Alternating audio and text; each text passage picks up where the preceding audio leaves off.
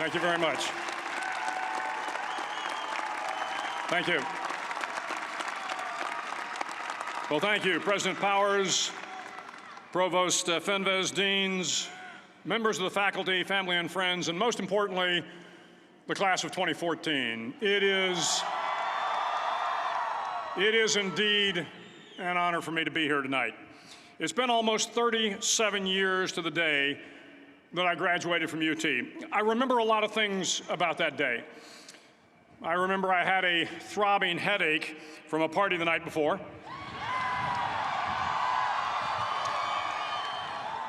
I remember I had a serious girlfriend, who I later married.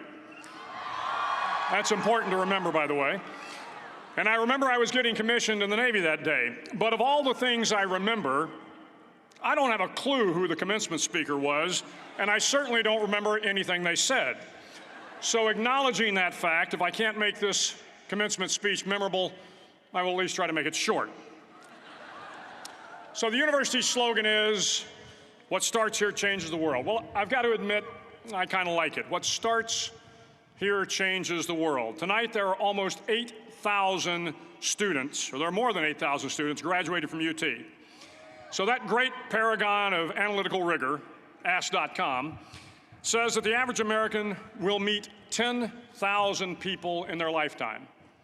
10,000 people, that's a lot of folks. But if every one of you changed the lives of just 10 people, and each one of those people changed the lives of another 10 people, and another 10, then in 5 generations, 125 years, the class of 2014 will have changed the lives of 800 million people. 800 million people. Think about it. Over twice the population of the United States. Go one more generation, and you can change the entire population of the world, 8 billion people. If you think it's hard to change the lives of 10 people, change their lives forever, you're wrong. I saw it happen every day in Iraq and Afghanistan. A young Army officer makes a decision to go left instead of right down a road in Baghdad, and the 10 soldiers with him are saved from a close-in ambush. In Kandahar province, Afghanistan, a non-commissioned officer from the female engagement team senses that something isn't right and directs the infantry platoon away from a 500-pound IED, saving the lives of a dozen soldiers. But if you think about it, not only were those soldiers saved by the decisions of one person, but their children were saved, and their children's children. Generations were saved by one decision, one person. But changing the world can happen anywhere, and anyone can do it. So what starts here can indeed change the world. But the question is, what will the world look like after you change it? Well, I'm confident that it will look much, much better. But if you'll humor this old sailor for just a moment, I have a few suggestions that may help you on your way to a better world. And while these lessons were learned during my time in the military, I can assure you that it matters not whether you ever served a day in uniform. It matters not your gender, your ethnic or religious background, your orientation, or your social status. Our struggles in this world are similar, and the lessons to overcome those struggles and to move forward, changing ourselves and changing the world around us, will apply equally to all. I've been a Navy SEAL for 36 years, but it all began when I left UT for basic SEAL training in Coronado, California. Basic SEAL training is 6 months of long, torturous runs in the soft sand, midnight swims in the cold water off San Diego, obstacle courses, unending calisthenics, days without sleep, and always being cold, wet, and miserable. It is 6 months of being constantly harassed by professionally trained warriors who seek to find the weak of mind and body and eliminate them from ever becoming a Navy SEAL. But the training also seeks to find those students who can lead in an environment of constant stress, chaos, failure, and hardships. To me, basic SEAL training was a lifetime of challenges crammed into 6 months. So here are the 10 lessons I learned from basic SEAL training that hopefully will be of value to you as you move forward in life. Every morning in SEAL training, my instructors, who at the time were all Vietnam veterans, would show up in my barracks room, and the first thing they'd do was inspect my bed. If you did it right, the corners would be square, the covers would be pulled tight, the pillow centered just under the headboard, and the extra blanket folded neatly at the foot of the rack. It was a simple task, mundane at best, but every morning we were required to make our bed to perfection. It seemed a little ridiculous at the time, particularly in light of the fact that we were aspiring to be real warriors, tough, battle-hardened SEALs. But the wisdom of this simple act has been proven to me many times over. If you make your bed every morning, you will have accomplished the first task of the day. It will give you a small sense of pride, and it will encourage you to do another task, and another, and another. And by the end of the day, that one task completed will have turned into many tasks completed. Making your bed will also reinforce the fact that the little things in life matter. If you can't do the little things right, you'll never be able to do the big things right. And if by chance you have a miserable day, you will come home to a bed that is made, that you made. And a made bed gives you encouragement that tomorrow will be better. So if you want to change the world, start off by making your bed. During training, the students are all broken down into boat crews. Each crew is 7 students, 3 on each side of a small rubber boat, and 1 coxswain to help guide the dinghy. Every day, your boat crew forms up on the beach and is instructed to get through the surf zone and paddle several miles down the coast. In the winter, the surf off San Diego can get to be 8 to 10 feet high, and it is exceedingly difficult to paddle through the plunging surf unless everyone digs in. Every paddle must be synchronized to the stroke count of the coxswain. Everyone must exert equal effort, or the boat will turn against the wave and be unceremoniously dumped back on the beach. For the boat to make it to its destination, everyone must paddle. You can't change the world alone. You will need some help. And to truly get from your starting point to your destination takes friends, colleagues, the goodwill of strangers, and a strong coxswain to guide you. If you want to change the world, find someone to help you paddle. Over a few weeks of difficult training, my SEAL class, which started with 150 men, was down to just 42.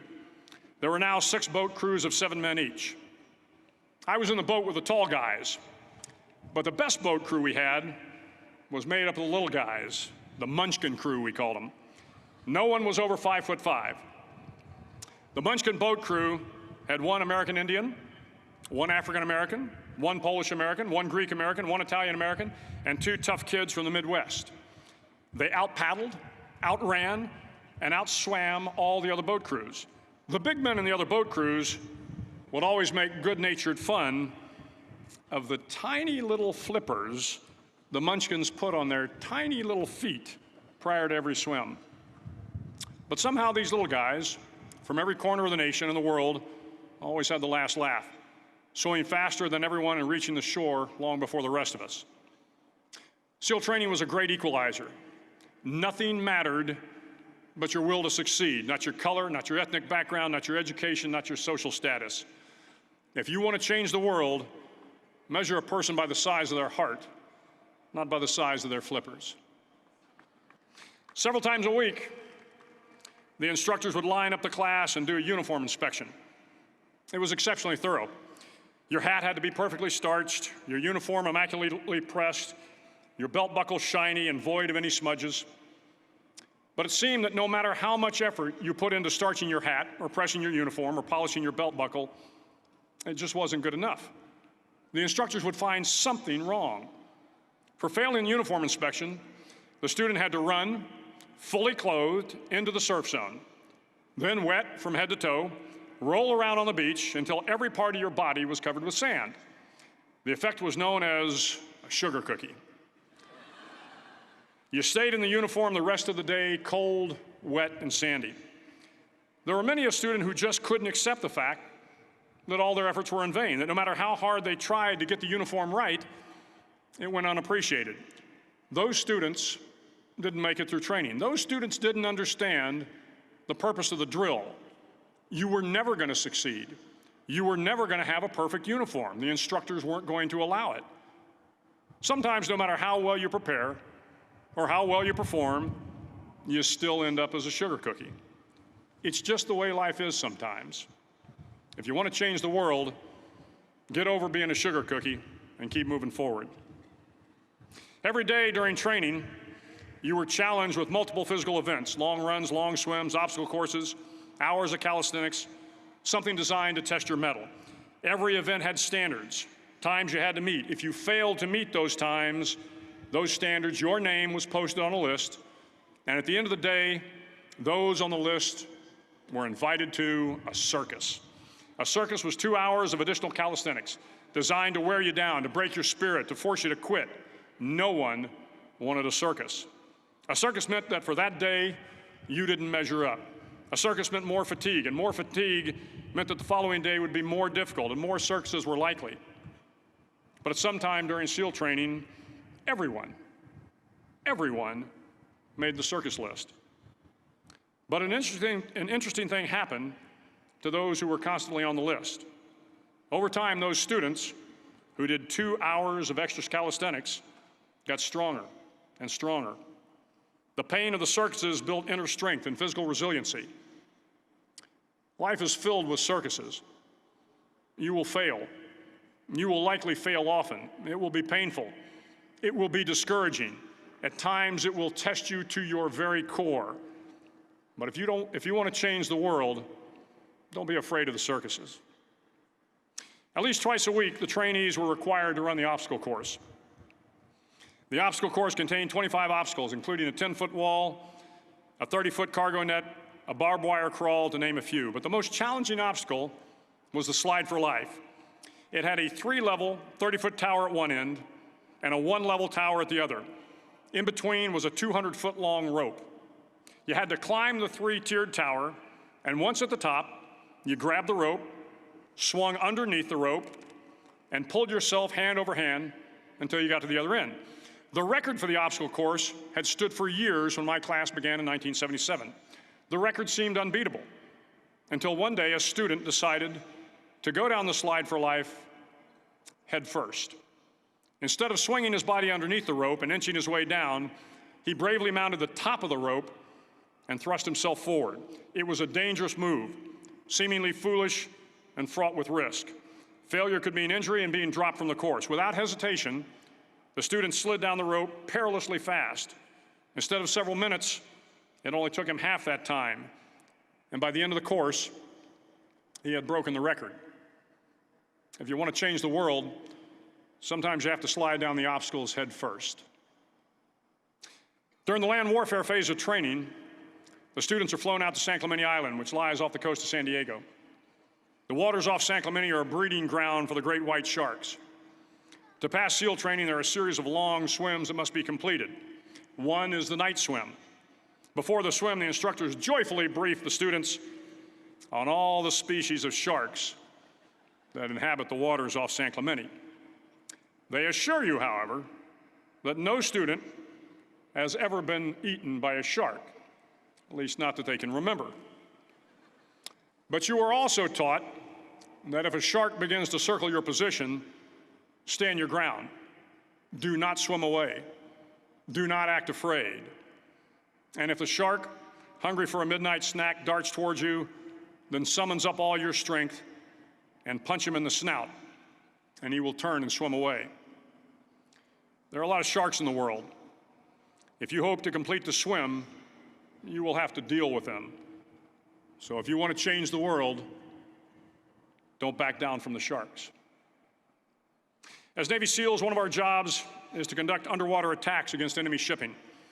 We practice this technique extensively during training. The ship attack mission is where a pair of SEAL divers is dropped off outside an enemy harbor and then swims well over 2 miles underwater, using nothing but a depth gauge and a compass to get to the target. During the entire swim, even well below the surface, there is some light that comes through. It is comforting to know that there is open water above you. But as you approach the ship, which is tied to a pier, the light begins to fade. The steel structure of the ship blocks the moonlight. It blocks the surrounding street lamps. It blocks all ambient light. To be successful in your mission, you have to swim under the ship and find the keel, the center line, and the deepest part of the ship. This is your objective. But the keel is also the darkest part of the ship, where you cannot see your hand in front of your face, where the noise from the ship's machinery is deafening, and where it gets to be easily disoriented, and you can fail. Every SEAL knows that under the keel, at that darkest moment of the mission, is a time when you need to be calm, when you must be calm, when you must be composed, when all your tactical skills, your physical power, and your inner strength must be brought to bear. If you want to change the world, you must be your very best in the darkest moments. The 9th week of training is referred to as Hell Week. It is 6 days of no sleep, constant physical and mental harassment, and one special day at the Mud Flats. The Mud Flats are an area between San Diego and Tijuana where the water runs off and creates the Tijuana Sloughs, a swampy patch of terrain where the mud will engulf you.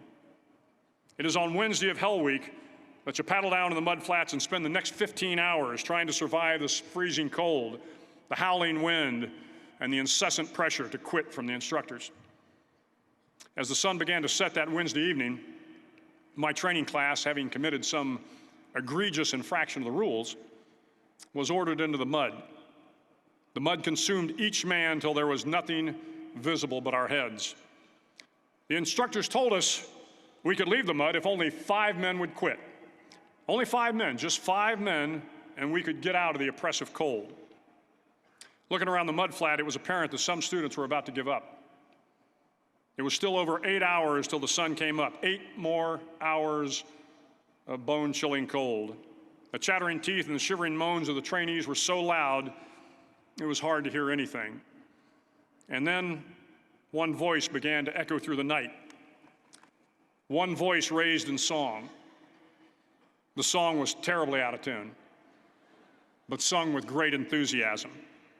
One voice became 2, and 2 became 3, and before long, everyone in the class was singing. The instructors threatened us with more time in the mud if we kept up the singing, but the singing persisted. And somehow the mud seemed a little warmer, and the wind a little tamer, and the dawn not so far away. If I have learned anything in my time traveling the world, it is the power of hope. The power of one person, a Washington, a Lincoln, King, Mandela, and even a young girl from Pakistan, Malala. One person can change the world by giving people hope. So if you want to change the world, start singing when you're up to your neck in mud. Finally, in SEAL training, there's a bell. A brass bell that hangs in the center of the compound for all the students to see. All you have to do to quit is ring the bell. Ring the bell, and you no longer have to wake up at 5 o'clock. Ring the bell, and you no longer have to be in the freezing cold swims. Ring the bell, and you no longer have to do the runs, the obstacle course, the PT, and you no longer have to endure the hardships of training. All you have to do is ring the bell to get out. If you want to change the world, don't ever, ever ring the bell. To the class of 2014, you are moments away from graduating, moments away from beginning your journey through life, moments away from starting to change the world for the better. It will not be easy, but you are the class of 2014, the class that can affect the lives of 800 million people in the next century. Start each day with a task completed. Find someone to help you through life. Respect everyone. Know that life is not fair and that you will fail often. But if you take some risks, step up when the times are the toughest, face down the bullies, lift up the downtrodden, and never, ever give up. If you do these things, the next generation and the generations that follow will live in a world far better than the one we have today. And what started here will indeed have changed the world for the better. Thank you very much. Hook 'em horns.